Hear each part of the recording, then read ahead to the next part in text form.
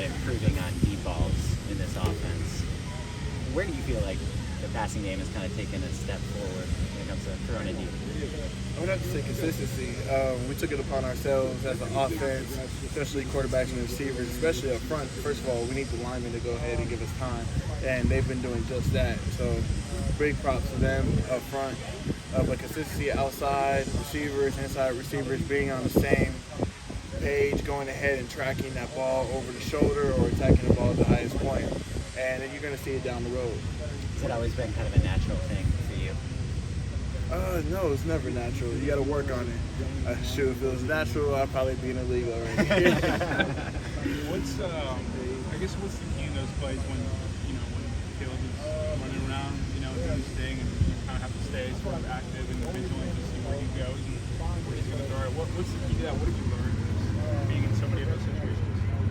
Honestly, from my perspective, Caleb's going to find you. So you got to stay active and make sure like that you are never out of the play. You're never out of the moment. You need to stay present in the moment, because if you're not present in the moment, you might lose your chance on getting a touchdown. From my perspective, I got 2 of them just because I'm scrambling, staying active, and trying to get in the QB's perspective. Obviously, he's so good at freelancing, but have you noticed like the way he freelances change at all? It seems like he's maybe taking off maybe a little bit less. I don't know if that's something you noticed. So like those basketball melodies, and you just like, it's like you can see him just going ahead and making certain moves and just getting out of there. It's like a game to him. It's like a song. It's like a rhythm.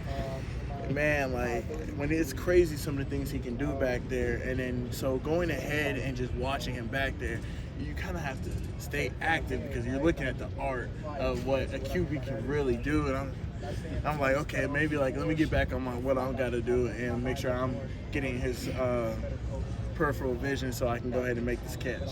What do you think of that throw that he had when he was like running out of bounds, basically, and he hit Story? I mean, it's Caleb Williams. Are we surprised anymore? He's magical.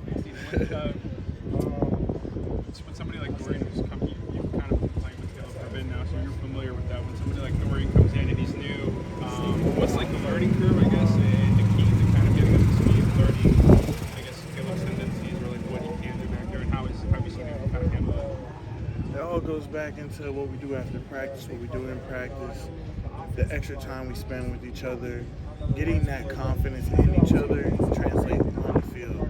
So if we go ahead and do what we have to do off the field, that's why you see the one-handers running out of bounds on the field. How do you guys develop that chemistry with Caleb, like off the field versus Consistency. You can't come out here being complacent. You have to go 100 every rep because he's going 100 every rep. That means you got to go out here and make sure you're doing your job, because he's going to look at you and he wants to be able to trust you. And having that type of trust between the quarterback and the wide receiver is huge. How does having an electric player like Zachariah help you, Caleb, and the other coaching staff? I mean, Zach is as electric as he is. There's a lot of guys on this team that can just go ahead and take off. And I'm happy for the young freshman. He's going ahead and he's doing this thing consistently. That's one thing to do it one game, but he's doing it consistently. And it's hard to do that, man. To go ahead and consistently do that every single game, especially from a freshman, I got to give big ups to him.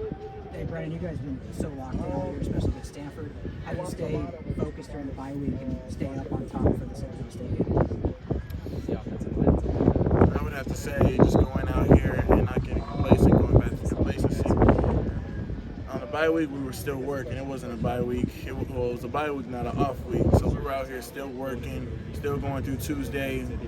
Well, we call it Bloody Tuesday. Going out here, battling against each other, because we know we got 9 weeks to prepare.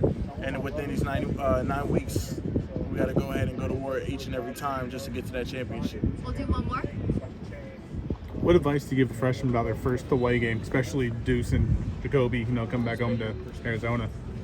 Take it all in. Honestly, you got to take it all in, because going on the road, you got to be a road warrior. There's something different about that road atmosphere, because you're going to someone else's house and you're trying to take what they have.